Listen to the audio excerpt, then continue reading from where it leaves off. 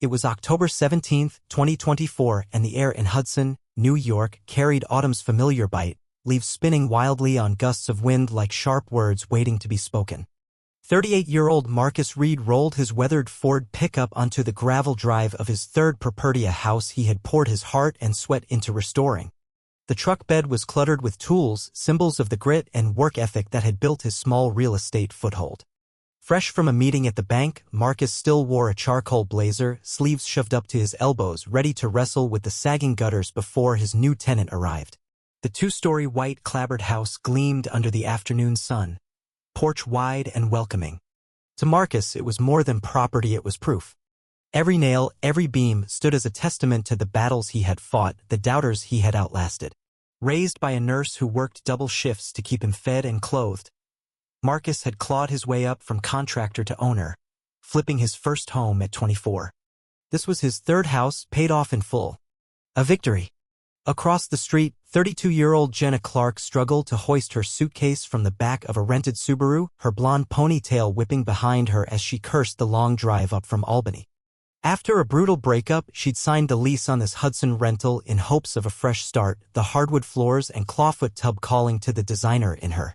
She imagined stringing fairy lights across the deck, her sketchbook spread over the coffee table, her rescue dog, Marley, chasing squirrels in the backyard. She arrived early, excited to claim her space.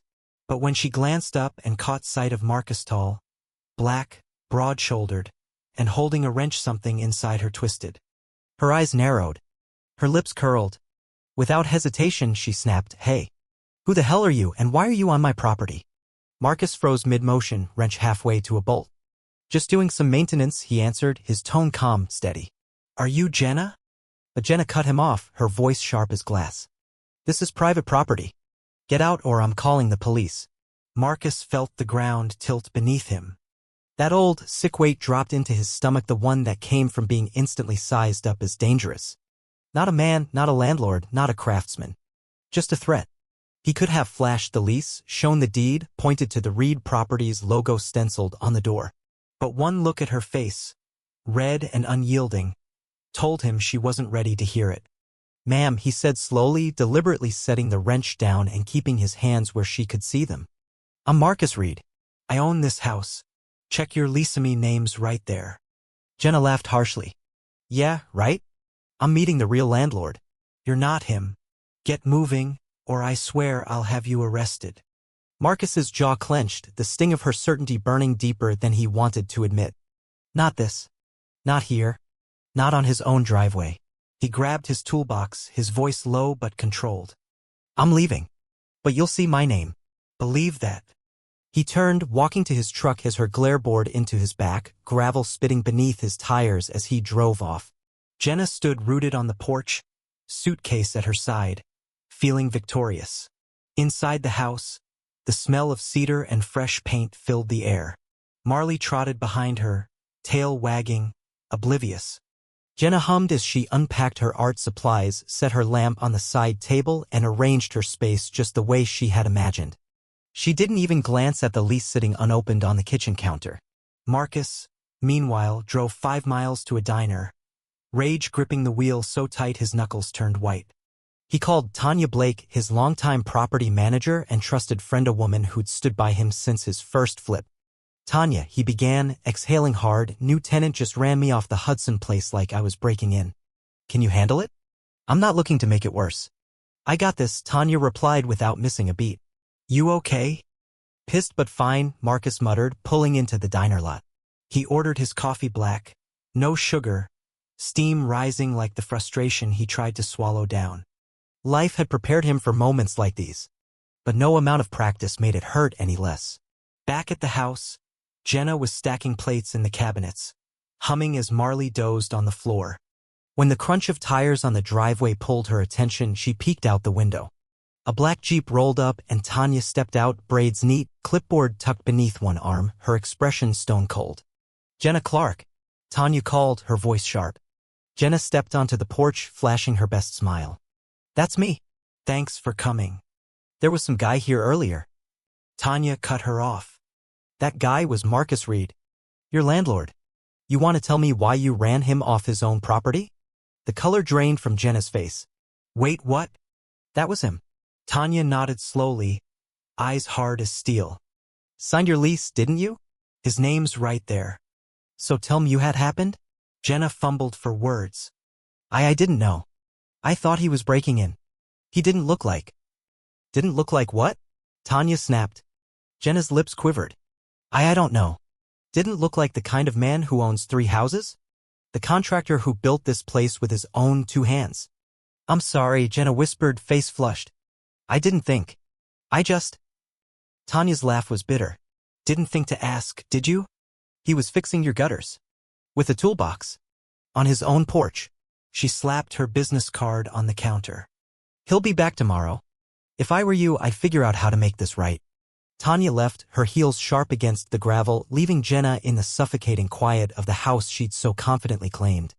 That night, Jenna's thoughts refused to settle. She paced the floor as Marley watched her with soft, confused eyes. She saw Marcus's face again. Calm but wounded. Every word she'd thrown at him echoing back like poison. She picked up the lease at last, her hands shaking as she found the signature. Marcus Reed. Owner. Plain as day. Fingers trembling, she opened her laptop and searched his name. The screen filled quickly. Profiles from local newspapers about his community work. Pictures of him mentoring teens at a youth carpentry program. Interviews about the homes he'd restored. A video showed him teaching a group of kids to frame a wall, his laugh bright, steady hands guiding theirs. Jenna's throat tightened. She'd been so sure, so loud, and so wrong. Across town, Marcus sat at his kitchen table, stirring mac and cheese for his 9-year-old daughter, Sierra. Her chatter about school filled the room, her Minecraft stories bubbling with enthusiasm. But his sister, Nicole, saw the cloud over his head when she stopped by with coffee. What's eating you, Zay? She asked. He sighed, told her the story, keeping it brief. Nicole's fist hit the table. She called you what? You're way too patient. You should have read her for filth. She's new, Marcus shrugged. Probably panicked. I'll deal with it. Soft, Nicole muttered, but she let it go. Marcus wasn't soft. Not really. But his choice to lead with grace didn't mean the bruise hurt less. The next morning broke gray and drizzly. Marcus dropped Sierra off at school, kissed her forehead, and headed back to the house. He didn't expect to see Jenna waiting, but there her Subaru sat, parked neatly by the curb. From the window, Jenna watched him arrive, her stomach churning. She clutched the lease in her hands like a shield, then stepped outside, Marley at her side. Marcus? She called softly. He looked down from the ladder where he was resetting the gutter, his face unreadable. I'm Jenna, she began, her voice cracking. I was horrible to you yesterday. I didn't know who you were and I assumed the worst. I'm so sorry. Marcus climbed down slowly, wiping his hands on a rag, his eyes steady but guarded. Appreciate the apology, he said. But I have to ask, what did you think I was doing?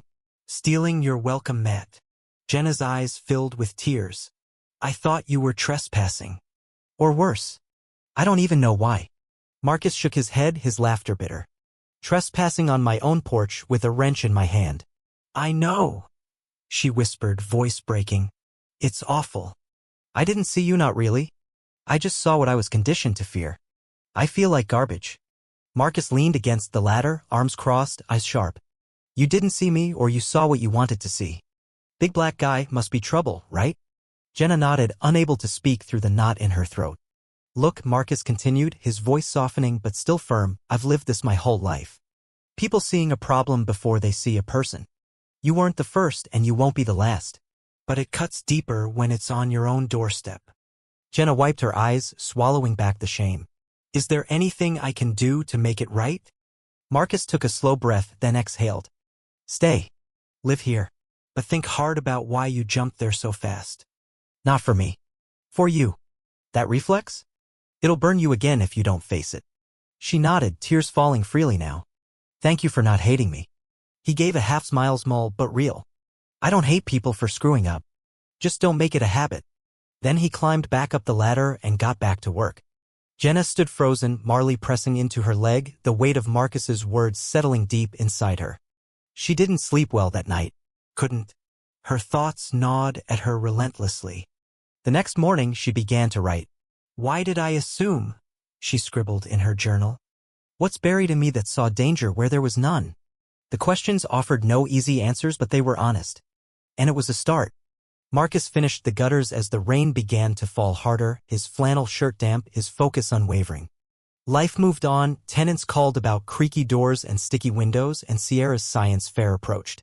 The world, as it always did, kept spinning. But Jenna was changing. And Marcus? He kept showing up steady, unbreakable.